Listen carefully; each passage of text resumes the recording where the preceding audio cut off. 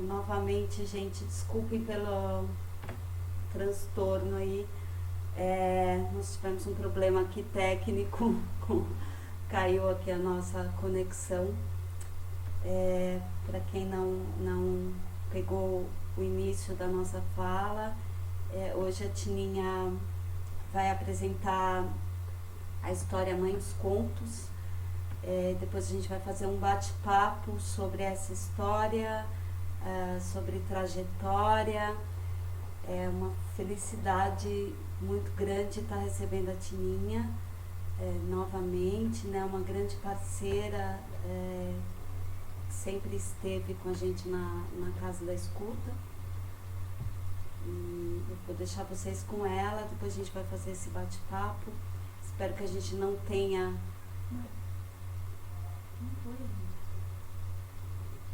Não foi. Se foi a coisa hoje às 4h25, são 4h19. Ainda não foi, Tininha.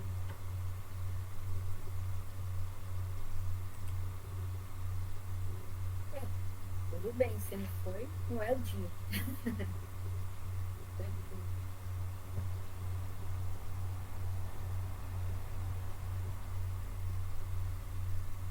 Então, o problema aqui não é só meu, né?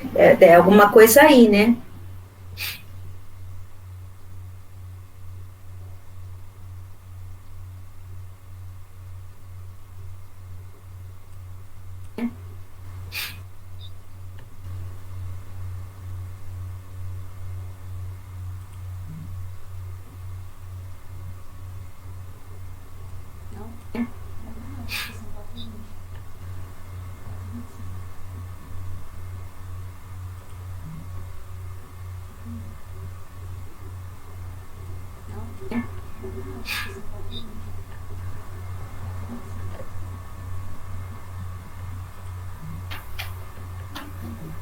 Deixa eu ver.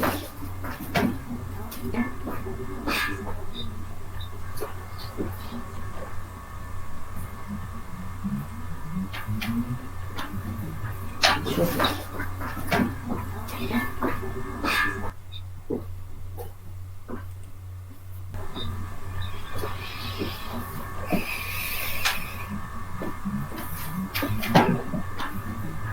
Deixa eu ver.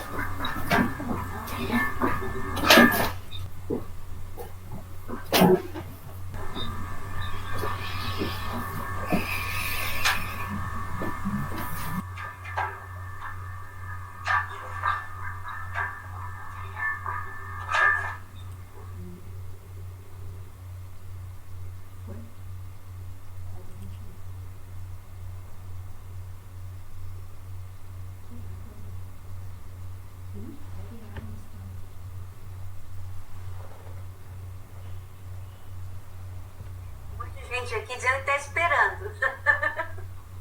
Já vai chegando. Você tá vendo? Você tá conseguindo ver aí? Olhando, entrando no meu WhatsApp para ver quem entrou, tem alunas dizendo: não. Tininha, está tudo bem? Que horas irá começar? Eu já pus de novo um aviso para começar daqui 3 minutos.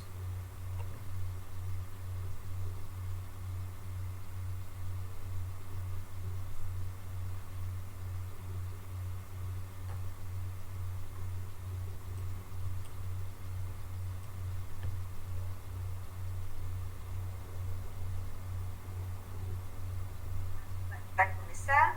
Vai tentar de novo? Eu já coloquei, só estou esperando a hora.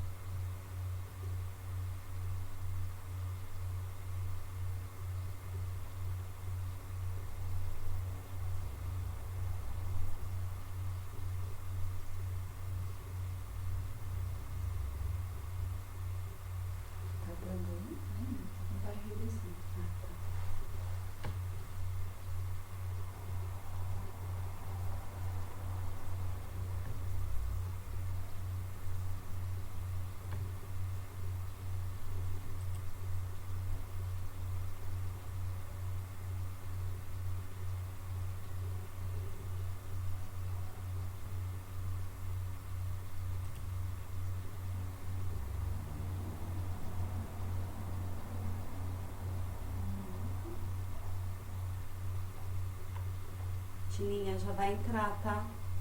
Então, deixa eu pôr no modo avião. Preciso tirar o celular daqui perto. Não tem mais tempo. Tininha, 40 segundos.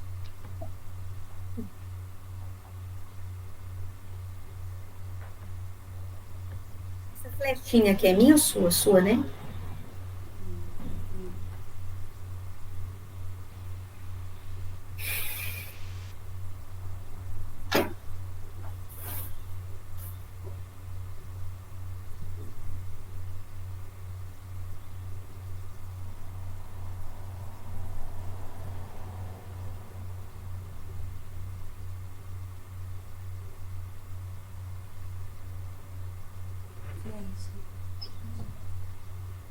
Boa tarde.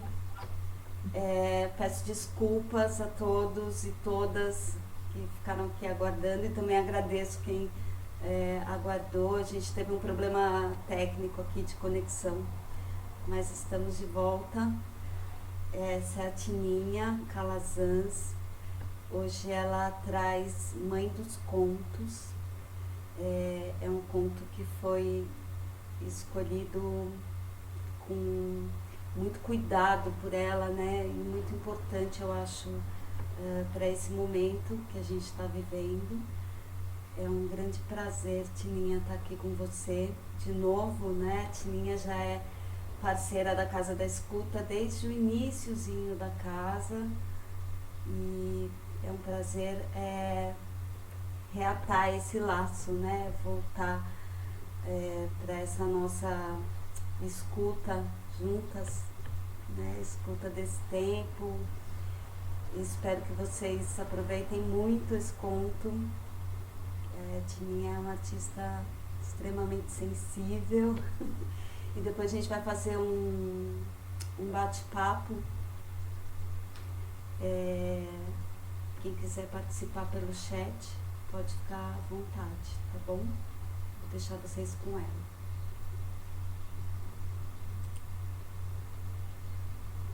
Bem, mais uma tentativa, cumprimentando vocês de novo, boa tarde. Licença para entrar no lugar, na casa de cada uma, licença para entrar na Casa da Escuta, esse espaço que mora no meu coração, esse lugar que mora no meu coração, a Virgínia também, a amiga lá dos anos 90, onde fazíamos juntas trabalhos de corpo, nos meus tempos de dança, e nessa tarde de sol eu também quero pedir licença aos ancestrais, antepassados, narradores, narradoras, bardos, aedos, griots, faladores, faladoras, que um dia me convidaram a seguir os seus rastros pelos caminhos da vida. Este conto é o conto tradicional da França, mas esta é uma versão da minha autoria, e que a porta se abre. Longe, muito longe, no tempo e no espaço, veremos surgir a imagem de uma choupana feita de troncos, rodeada por árvores imensas. No emaranhado das copas, as luzes celestes mal conseguem se infiltrar. O ar é úmido, espesso, pegajoso. A atmosfera é sombria e o espaço tecido pelas vozes dos animais selvagens. Mas, nesta floresta lúgubre, onde nenhum viajante ousa penetrar pela porta entreaberta da choupana, vamos avistar uma jovem mulher à beira do fogão de lenha, cozinhando uma sopa rala. Sua juventude e sua beleza se escondem num corpo magro, em cabelos ressecados e olhos não mais habitados pela luz que outrora irradiavam. Talvez a miséria, a fome ou a tristeza do lugar em que vive Deixe assim a jovem mulher, nós pensamos. Mas não é este o motivo de sua dor profunda. Em verdade, o que a torna pesarosa, o que turva seu ser de melancolia, o que deixa o seu peito apertado, gelado, é a maneira como seu marido a trata. Rude, ríspido, bruto. Este homem nunca dissera à sua esposa qualquer palavra de carinho. Nunca lhe lançara um olhar terno e nunca a abraçara com doçura e amor. Ao contrário, sua voz e seu toque eram lixa, eram espinho. Durante o dia, ele lenhava galhos na mata sombria. À noite, ele retornava. E, entregue à sua ira, abatia o seu braço forte de lenhador contra o corpo frágil da esposa. Sem um grito de dor, sem uma palavra de lamento ou raiva, sem nem mesmo um suspiro, ela suportava as pancadas daquele homem bruto. Que afinal é meu marido, ela dizia a si mesma em lágrimas contidas. E assim, nessa mesma rotina miserável e violenta, o tempo passava, só passava. Mas, numa manhã de primavera, ela se viu tomada por um alento e, inebriada, se disse: estou grávida, carrego em meu ventre uma nova vida. Ai, como ela ficou contente ao fazer essa descoberta. E durante todo o dia acalentou a criança que gestava. Sim, ele era fruto do amor brutal de seu marido, mas isto não importava, pois é minha criança amada que em meu ventre germina. Ela se dizia, a niná-la, acalentá-la. Mas as sombras da noite foram se achegando, e o desespero foi tomando conta do coração da mãe. Sabendo que a vida pequenina, indefesa, abrigada em seu ventre, não resistiria aos maus tratos que ela suportava calada, se perguntava: como poderei protegê-la? E concluía: se agora eu me deixar bater como sempre, corro o risco de não conhecer o rosto da minha criança, de não sentir a sua boca sugando o leite de meu peito, de não tocar a sua pele sedosa e fresca. E olhando as árvores que subiam poderosas rumo ao céu, buscava uma inspiração. Devo fugir? Mas como vou sobreviver em meio à floresta povoada por animais selvagens? Devo ficar? Mas como? Como vou sobreviver à selvageria de meu marido? Devo reagir? Mas como? Se sou tão mais fraca do que ele. E quando o pio agourento da coruja anunciou a chegada das trevas, a jovem mulher ainda não sabia o que fazer. Como de hábito, o lenhador abriu a porta praguejando, jogou a lenha num canto e ergueu o braço pesado para batê-lo contra o corpo indefeso da mulher. Meu marido, espera um pouco, não me bata agora. Escute antes esta história que eu tenho para lhe contar. Ela falou, impulsionada por uma voz que brotava de suas entranhas e saía por sua boca. Surpreso, o homem bruto estancou o movimento, pondo-se a ouvir as palavras que jorravam feito cascata da boca de sua esposa. Palavras que nem ela mesma sabia estarem guardadas em seu ser. Palavras, borboletas que, enfim, libertas de seu casulo, voavam pelo casebre, tingindo a escuridão com luzes, cores, alegria, paz, bem-aventurança. Por Toda a noite, a mãe, que acima de tudo queria proteger a vida que gestava, enredou o homem rude nas artimanhas de sua narrativa. Quando os pássaros anunciaram o alvorecer, sem ter piscado, sem ter se mexido, o lenhador catou seu machado e retornou à floresta. Só então a mulher respirou aliviada. Naquela noite conseguira salvar a vida nascente. Mas o que aconteceria quando as trevas noturnas voltassem a tomar conta do mundo? Quem sabe? Quem sabe esta voz que brota das minhas entranhas retorna em meu auxílio? Ela se disse esperançosa, voltando seus cuidados para a criança amada, com doces afagos, palavras ternas, conversas amorosas, cantigas. Ai, ai, ai, ai.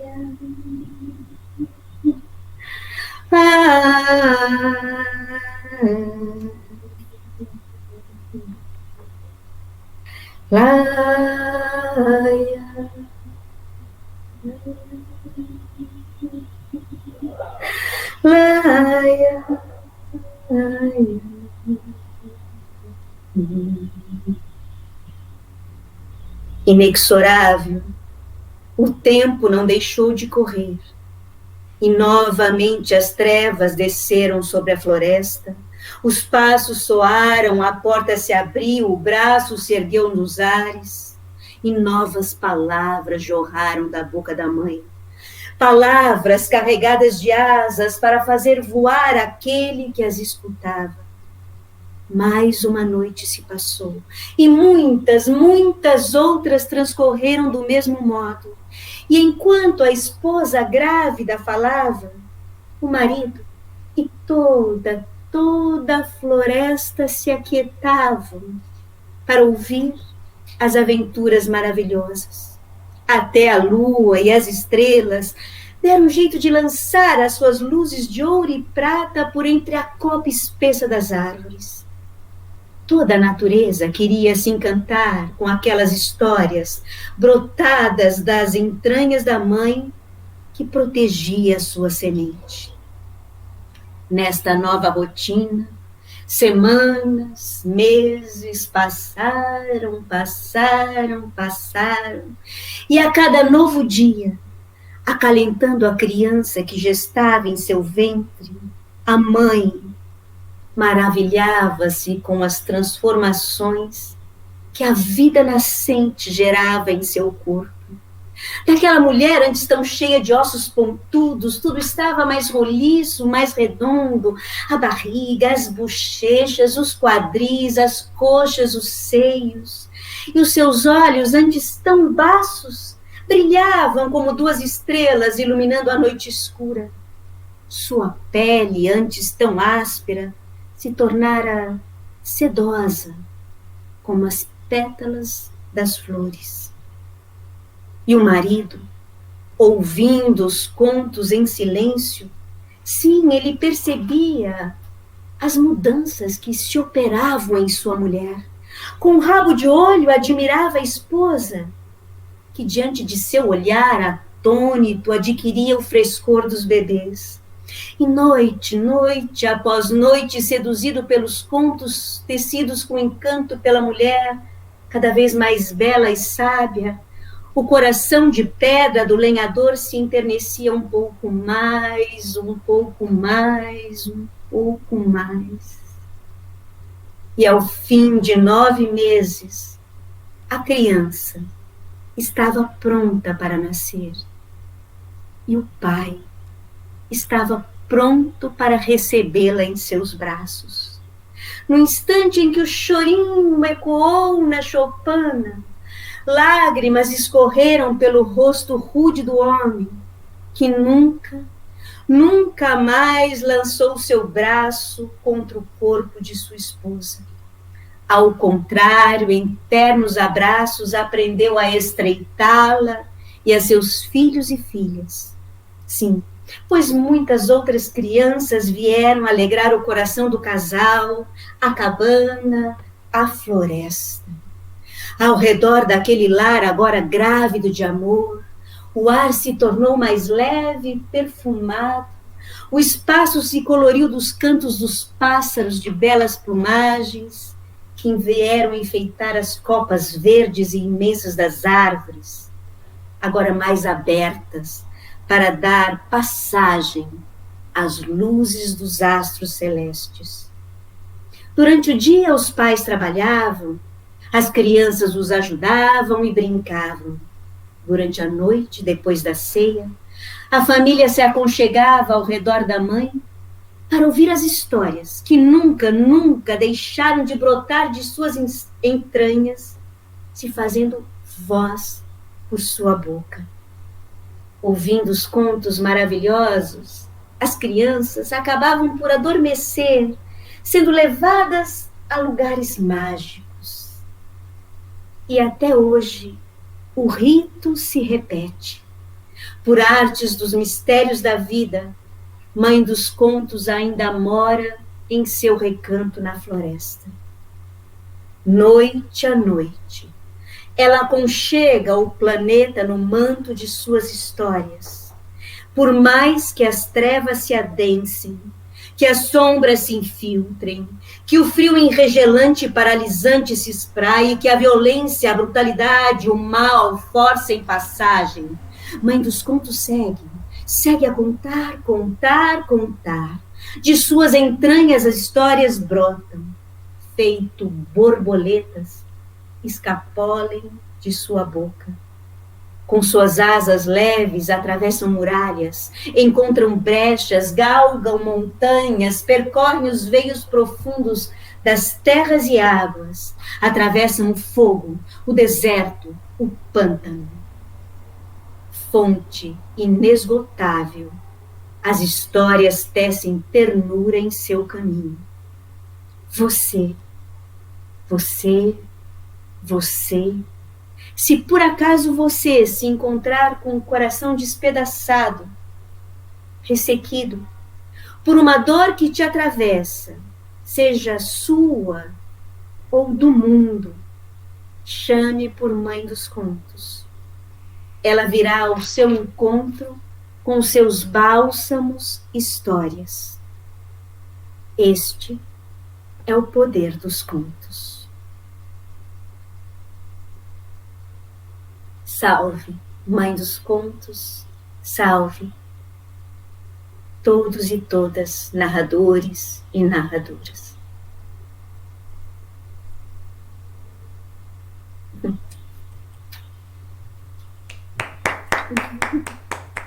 Estranho, né? Cadê esse povo que eu não vejo? Obrigada, Tininha. Obrigada a vocês. Super obrigada, estou emocionada.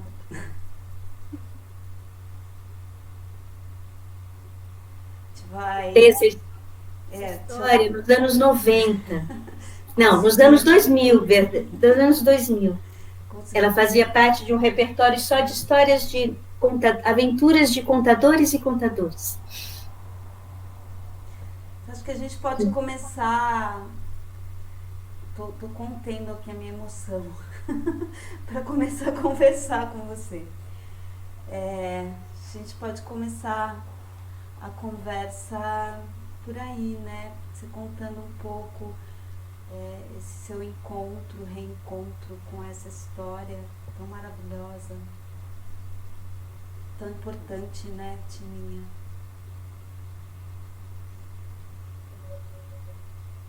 Ela ficou dormindo um tempo, né? Ela era um repertório de aventuras de narradoras, de narradores, e cada uma trazia um atributo da arte narrativa, um atributo dos narradores e narradoras, né? Também tinha aí a Sherazade, né? Que eu acho que é uma história que é quase parecida. É legal a gente, talvez vocês que estão assistindo, talvez conheçam a história de Sherazade, é mais conhecida, né? Aquela narradora esplêndida, maravilhosa, que decide contar histórias para que o sultão pare de matar as suas esposas, né? Ele se casava e na manhã seguinte matava. Então é um pouco esse lugar deste homem, desse masculino, dessa violência, dessa brutalidade e desse poder de uma palavra feminina, de cura, né? de enternecer. Então é um pouco a gente pensando, vocês que estão, que poder é esse que a história, que as histórias, né?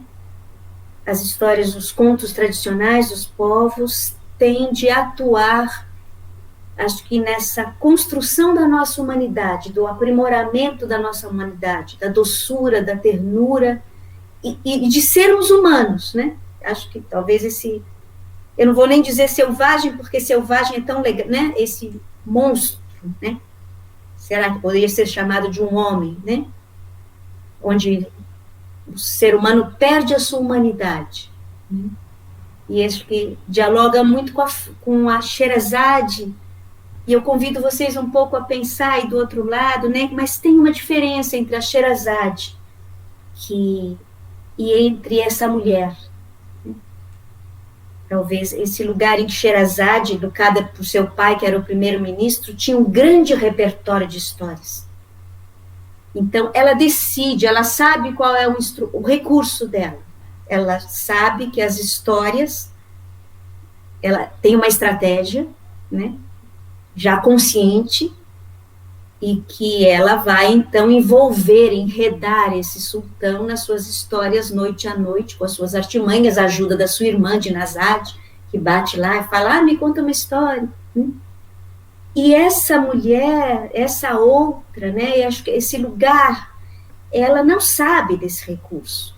Então, esse lugar, desse recurso que brota das entranhas, que nos leva a pensar, né, e que traz uma esperança também, né, esse recurso que talvez todas nós tenhamos, né, de que nos momentos de mais profunda dor, de desespero, a vida, há uma conjunção dessa vida que faz que, se a gente está na conexão, então, essa mulher que, acima de tudo, queria salvar o filho ou a filha, né? Ou salvar a vida, né? Salvar a vida, há uma conexão com essa talvez essa própria criança. A gente pode pensar muitas coisas, né? É a vida se fazendo voz, mas é essa criança também que se faz vida para que ela se conecte com a vida nela, né? Então, acho que esse lugar é um lugar talvez que a gente possa conversar um pouco mais. Estamos lançando algumas coisas, não falar tudo, né? Eu não gosto muito de quem é... Eu sei que tem algumas alunas aí minhas, e eu, a priori, num curso eu trabalho muito a simbologia dos contos, mas eu vou fazendo com que cada uma vá encontrando a sua leitura. Não gosto de trazer uma leitura nem minha a priori, às vezes nem muito de uma visão, né, ou junguiana, ou freudiana, primeiro nessa conexão com a sua, nessa contemplação da história, né, nessa escuta da história, e como é que ele reverbera, e como é que ele acorda em você essas entranhas, né, como é que a gente se conectar com os arquétipos que estão dormindo na gente.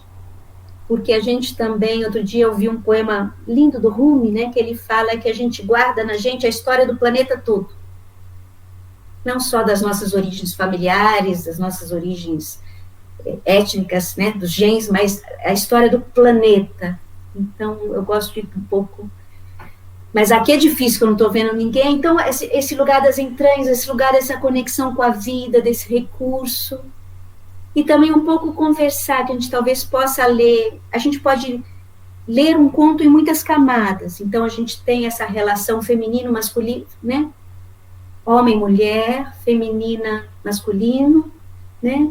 Mas acho que a gente pode, por isso a minha escolha também, revisitar esse conto nesse momento, em que vivemos um momento de tanta brutalidade, de grosseria, de falta de escuta, de falta de tato, né, de negação do outro, da outra. Então, a gente também pode transcender para além da questão do feminino e do masculino para uma situação mais ampla. Não sei se tem alguma pergunta aí, alguém falando. Tem muitos comentários. Só para esclarecer, gente, a Tininha não está acessando esses muitos comentários agora, né? Eu estou aqui acompanhando o chat, mas depois ela entra e comenta e responde para cada um.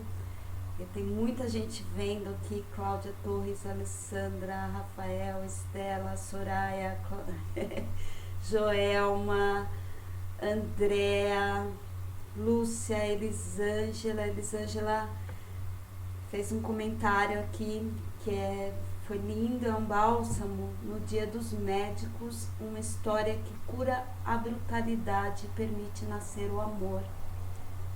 Super legal. Eu sabia Daniela, que era o Dia dos Médicos. Débora, Leni, muita gente aqui, gente. Se eu esquecer... Minhas alunas queridas. Se estiver passando aqui alguém, Soraya, acho que eu já falei, que o chat está correndo aqui. Estou tentando correr atrás dele. Sheila fez um comentário, me parece que o homem vítima também, tanto que ele consegue escutar a história e se redimir. Ela está perguntando se você concorda. O homem vítima? O homem é vítima. E ao escutar, ele consegue também se redimir, se você concorda com essa visão. Eu só não entendi assim, se ela está dizendo que o homem também é vítima. Porque o homem é vítima.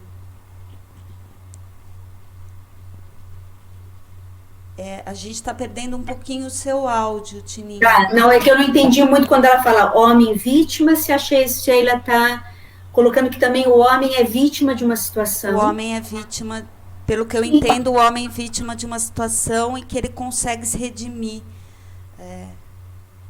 pelo conto. Sim, eu acho que sim, né? Senão a gente fica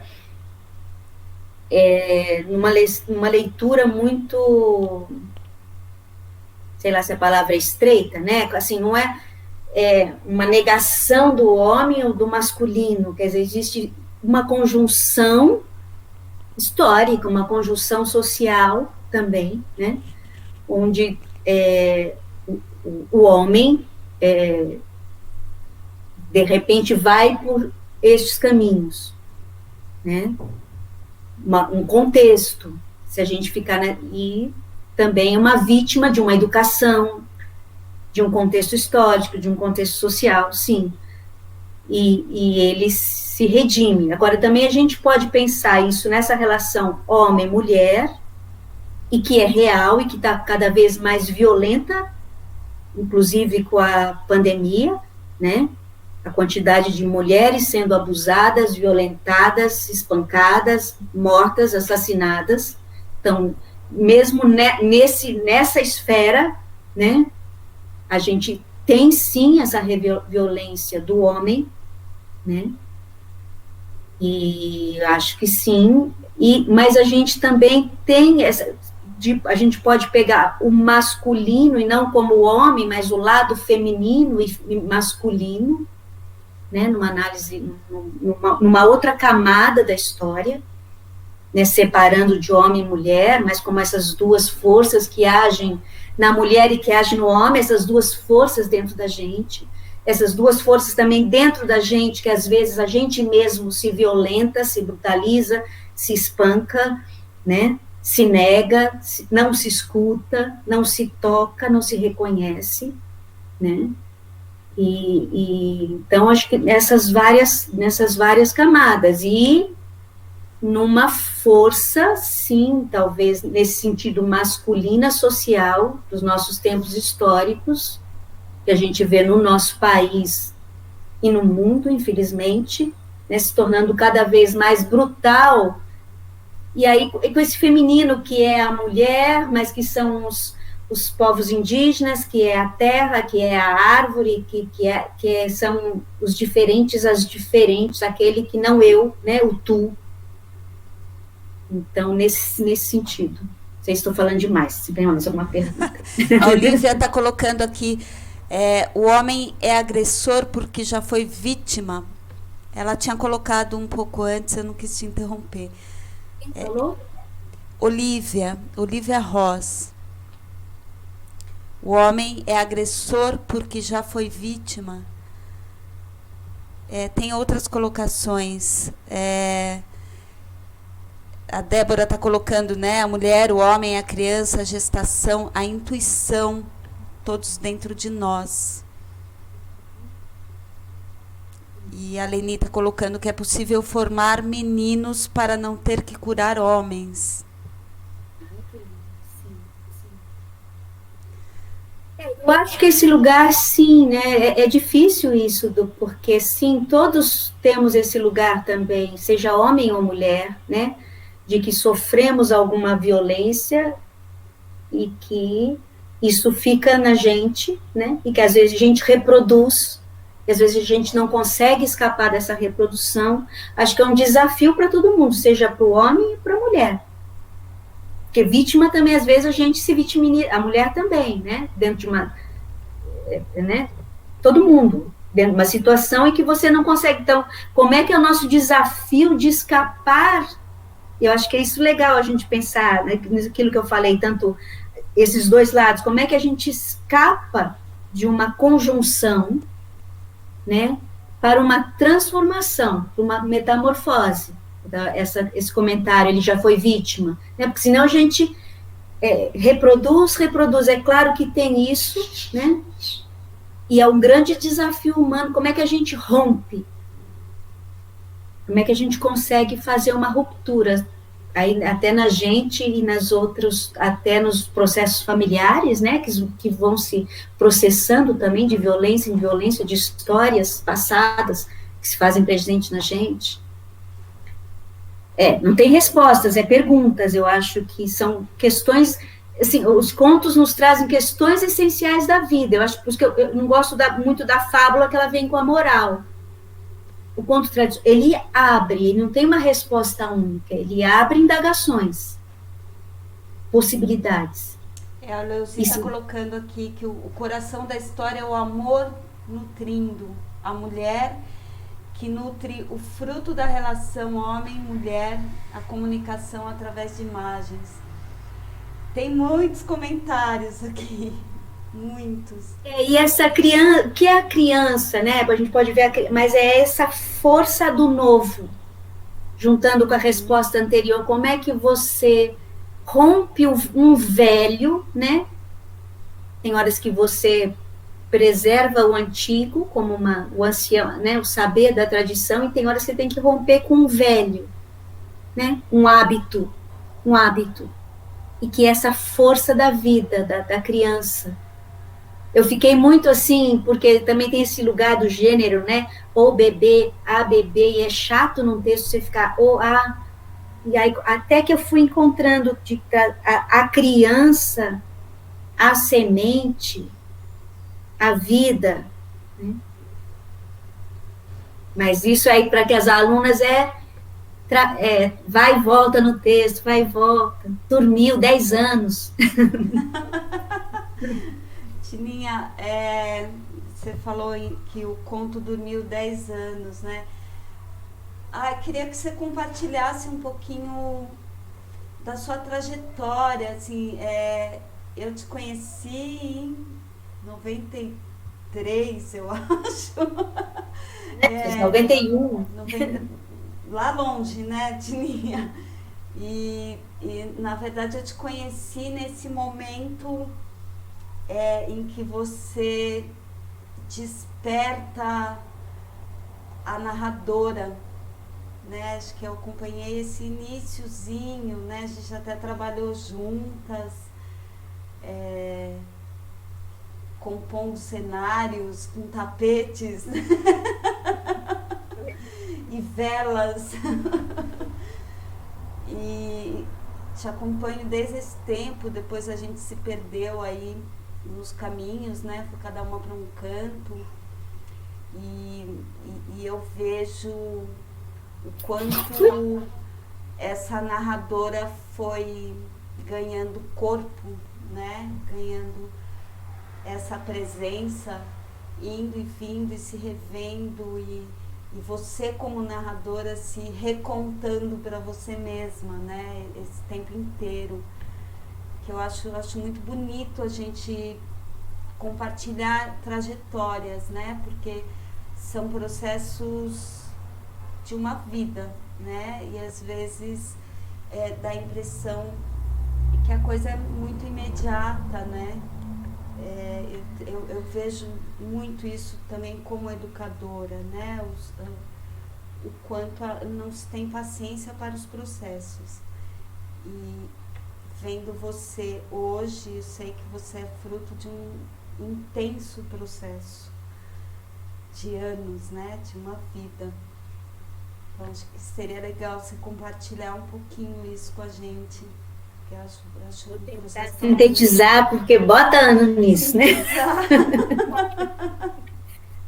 Porque antes do que você me conheceu, eu tenho antes, né? Então, assim, eu fiz artes cênicas, fui morar em Brasília, trabalhei lá com teatro, dança, também fui funcionária pública, trabalhei em projetos de cultura e educação. Vou dizer isso porque isso é importante para a decisão depois, né? Um órgão chamado Fundação Nacional Pro Memória, projetos de interação, cultura e educação, dei aula de teatro para criança, para adulto. Ali me conectei com a dança, que eu sempre quis fazer e nunca pude. Então, achei que o meu caminho era trabalhar o corpo do ator, e foi por isso que eu voltei para São Paulo. Nas férias eu vinha fazer workshop de eutonia, com Klaus Viana, Rainer Viana. Em 90 eu voltei para São Paulo, e aí fiquei fazendo aula de dança de corpo, disso, aquilo, acabei ficando em São Paulo, e foi ali, acho que em 91, que eu conheço a Virgínia na formação da didática, da técnica do movimento consciente, o Klaus Viana, né, junto com Rainer. E em 92 eu me transferi do serviço para o Museu Lazar Segal. O que a Tininha vai fazer lá? Tinha um laboratório de redação. Eu falei, por que a gente não une oralidade com a escrita? Isso nos anos 90 era algo inusitado, né? Hoje a gente tem o sarau, a voz ainda é relegada a um segundo plano, ou um quinto plano, 10º plano, né? A questão da voz, a gente vai, inclusive a literatura é letra, né? E aí, bom, fiz esse lugar do oral. Aí em 93 eu fiz o meu primeiro repertório.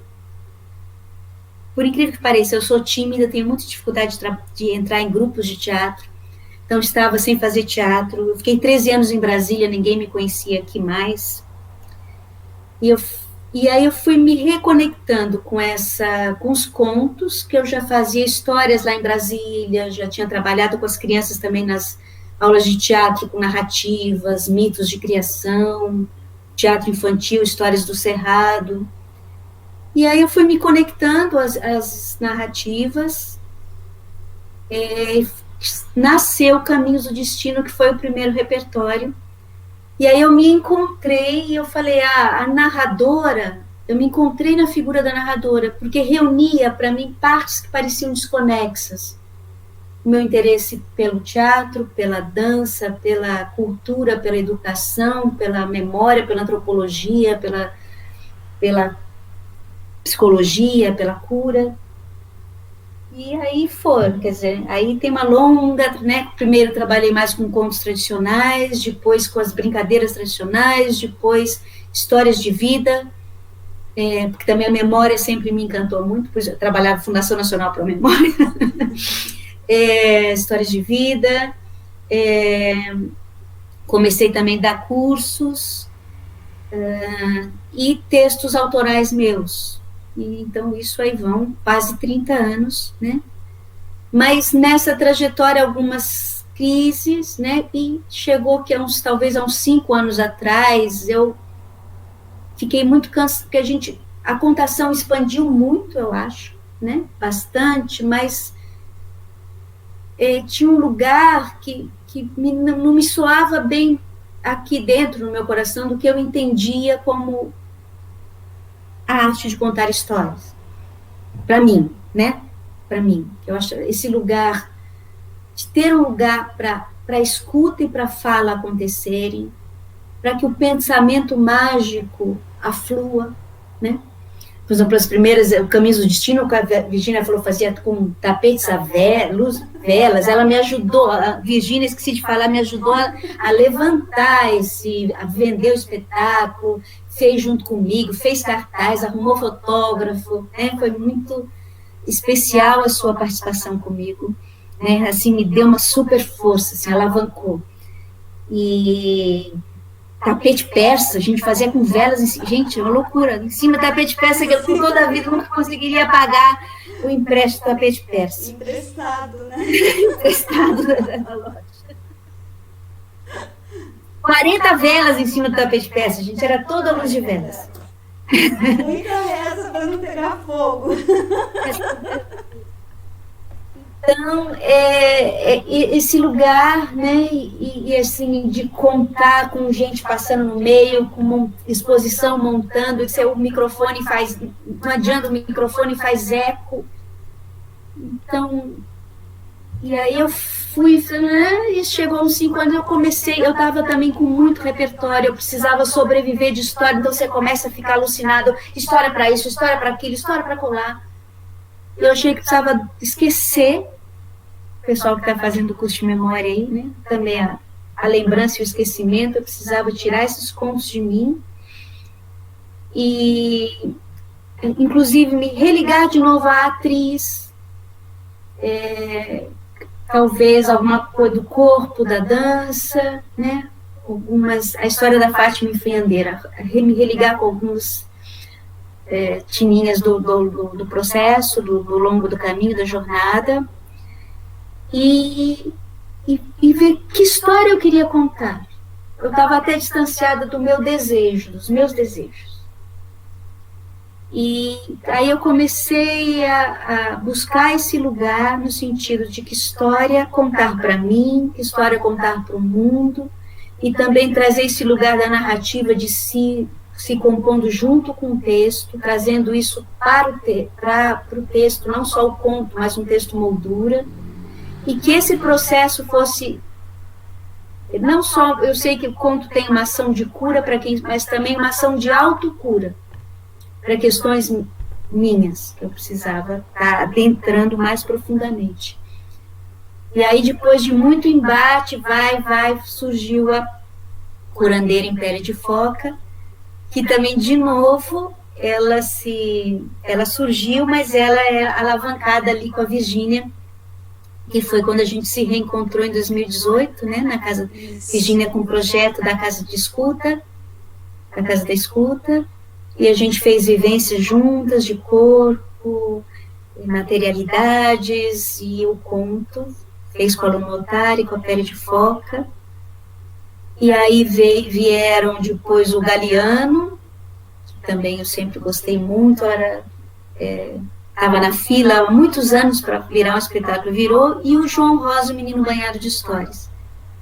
Então, e esse trabalho da curandeira, ele seriam vários exercícios. Então, além disso, assim, o desejo era investigar a minha poética narrativa, me voltar a o que seria a linguagem narrativa, o teatro narrativo e a arte narrativa, um pouco exercícios de investigação dessa poética, de reconexão com a artista, que a artista estava doente, adoecida. E aí depois... Desculpa, a Débora tinha colocado aqui uma pergunta, não quis te interromper, mas acho que agora pode ser um momento legal. Ela pergunta como é acordar um conto 10 anos depois. E acho que entra um pouco nisso que você está comentando agora, né?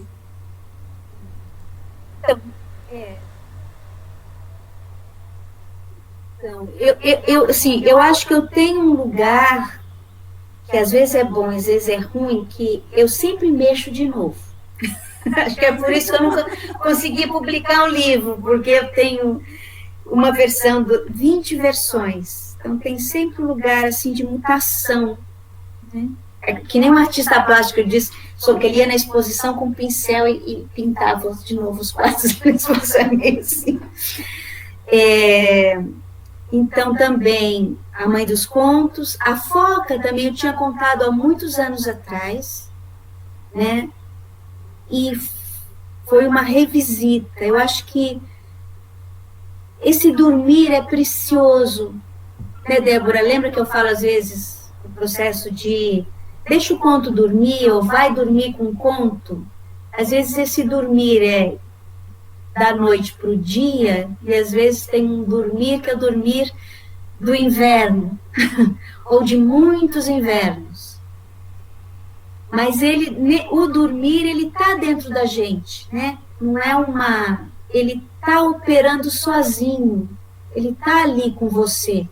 Por isso que também, às vezes, quando a criança dorme ouvindo uma história, né, o conto, de repente, ele está ali operando, né?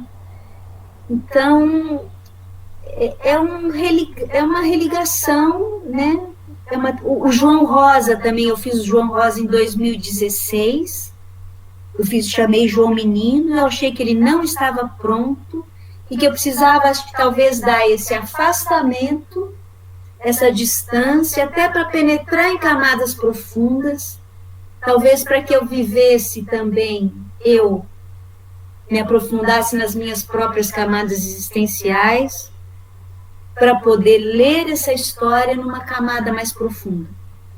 Acho que isso se liga um pouco quando as pessoas escutam, né? Várias pessoas escutam a mesma história, sei lá, pessoas que já escutaram eu contar uma história muitas vezes. Agora a ficha caiu, é um pouco, acho que se liga com esse dormir, né? Então, por exemplo, a Materatsu, que seria depois da Curandeira Pele de Foca, também eu contei há muito tempo atrás, e o mito da Deméter, contei também nos anos 2000, e iria contar agora esses Foca, Materatsu, Deméter. A Materatsu entra na caverna, a deusa do sol, ela entra na caverna, e a Deméter, a Perséfone, entra no Hades, né? Nas profundezas. Então foi muito curioso, porque eu contei a Materatsu em fevereiro, ia contar em março a Deméter, e aí eu entrei na caverna. Então, os contos também, e esse ano eu praticamente estou dando aula. A artista está dormindo de novo. Acho que eu estou voltando aqui, fiz uma live lá no começo, estou voltando aqui agora.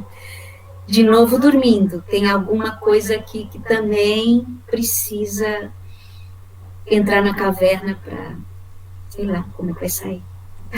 Acho que entra também, né, Tininha? Você tinha colocado uma provocação aí para o bate-papo, né, que era o que o conto te conta, né? Esse dormir, e agora pensando aqui, talvez seja um pouco essa escuta, né? Do que o conto tem a te contar, né? Você ter esse momento de escutar também, né? Já que a gente fala de casa da escuta, né? Sim. Esse momento da escuta. E acho que em vários trabalhos artísticos existe isso, né? Um momento que você tem que silenciar. Você tem que silenciar e escutar, né? O que te pede, né? O que o conto te pede, ou o que a dança te pede, ou o que essa escuta. Essa escuta, isso me lembrou a história que estava lá no primeiro repertório do Jacó, contador de histórias, que ele quer contar histórias para mudar o mundo e acaba que no fim ninguém mais o escuta. E ele então fecha os olhos e começa e se sente tão bem que ele passa a contar histórias de olhos fechados pelo simples prazer de se escutar. Então também, né, eu falo muito isso, contar para você. E aí esse lugar, acho que mais profundo, ainda mais que você está trazendo, que também você cala a boca, né, e se aquieta, mas o conto continua reverberando, por isso que eu falei, operando em você, né? ele está nas camadas, é como se fossem as águas mais profundas do rio, né? E ele ali nutrindo essas entranhas dessa vida. É o próprio ventre. Se tem mais perguntas aqui. Tá uma loucura aqui, viu, gente? Se eu perder alguma coisa, desculpe. Vai ficar lá gravado, depois a Tininha retoma.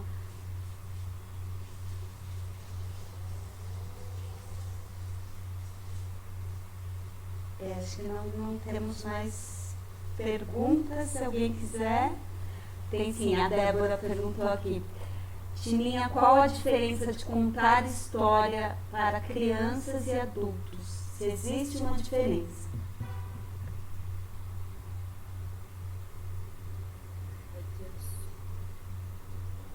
Você sabe que eu tenho a maior dificuldade de responder coisas assim, dá um branco na minha, assim, quando eu sempre me pergunto, faz tim. E a minha aluna sabe que as coisas vão acontecendo e as coisas vêm brotando das entranhas e eu consigo acessar, não é que vem acessar coisas que estão aqui dentro. Então, é diferente, eu acho que sim.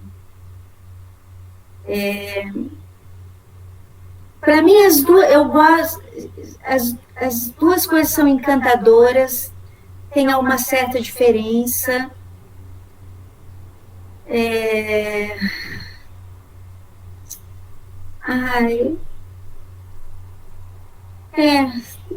Não sei, Débora, assim, eu acho que eu gosto de contar para criança, eu gosto de contar para adulto, às vezes o tom muda, mas eu, por exemplo, eu também não sou uma pessoa que conta para criança, infantilizando demais, às vezes eu uso termos, eu tenho um vocabulário um pouco mais elaborado,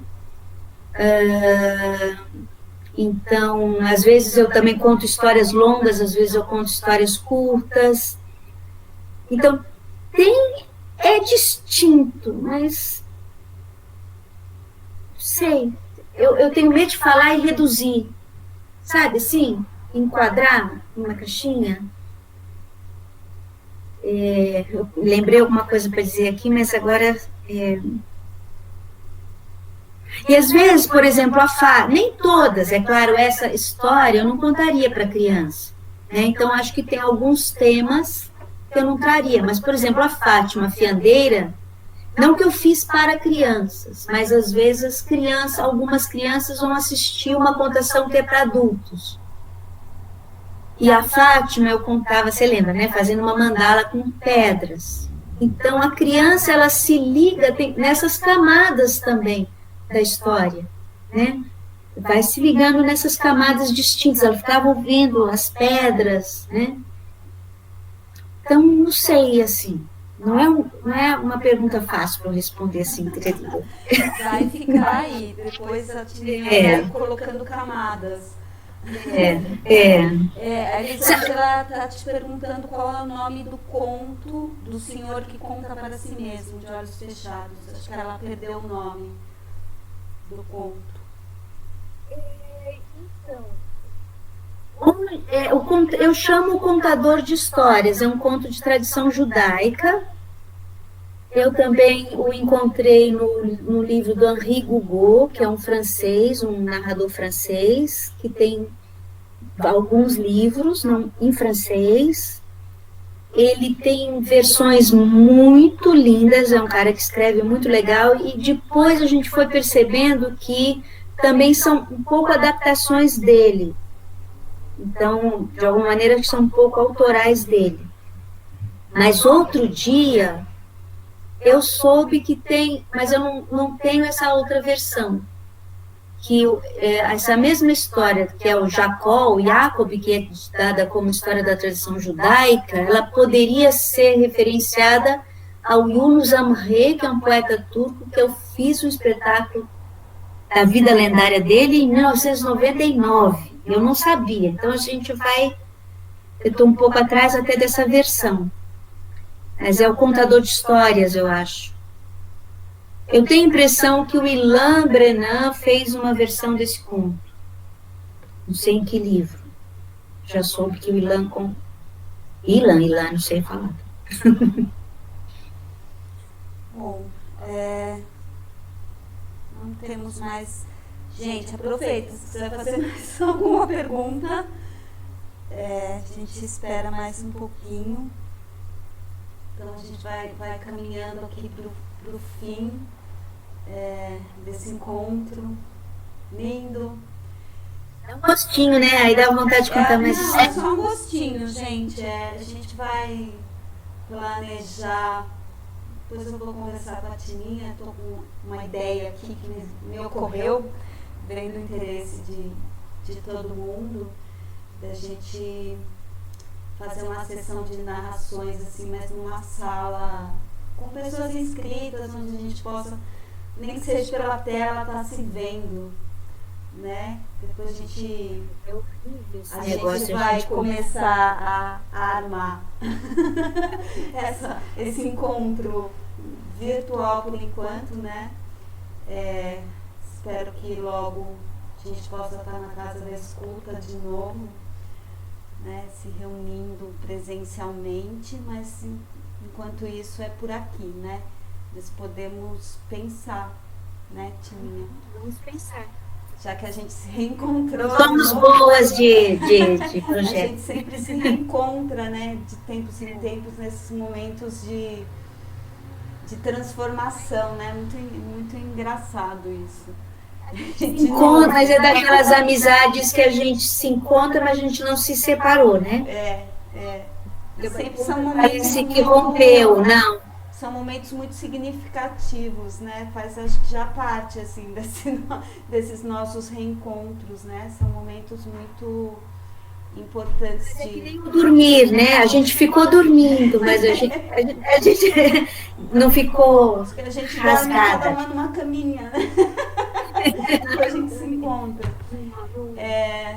Mas a gente vai pensar nisso com carinho.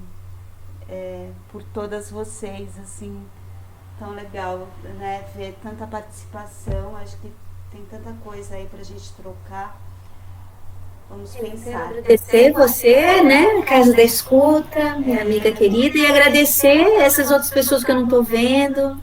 Acho que a maioria tem amigas, amigos, tem a maioria alunas queridas, né, que tem me acompanhado aí nessa trajetória de aprendizado, de aprimoramento. Foi um ano bem pedagógico, assim, eu digo que eu não fiz processos artísticos, não criei processos artísticos, mas criei processos educativos. E me nutri muito das relações, né, e das criações de todas essas que estão aí e outras que não estão aí.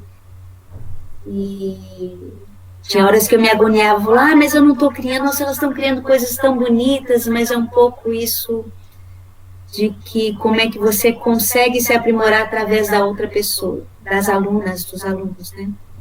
Talvez a gente possa viver através de retomar aquela nossa experiência dos ritos, né? Que já estão dormindo, mas a gente pode acordar de novo online, quem sabe, né?